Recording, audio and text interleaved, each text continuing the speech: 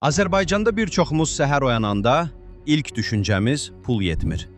Ay sonunu necə çıxaracağıq? İş tapmaq çətin də olur. Bu düşüncələr bizim pul blokajımızdır.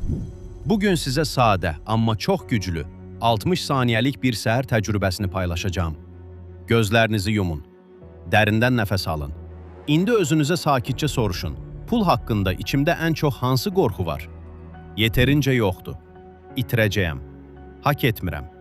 İlk gələn cavabı heç nəyi dəyişdirmədən müşahidə edin. Sonra içinizdən və ya yavaş səslə deyin. Pul mənim həyatımda asan və bolluq içində axır. Mən bolluğu qəbul edirəm. Mən dəyərliyəm və bolluğu hak edirəm. Bu cümləni 3 dəfə təkrarlayın və həqiqətən hiss edin. Bu kiçik təcrübə səhər beyninizdəki qıtlıq zehniyyətini bolluq zehniyyətinə çevirməyə başlayır.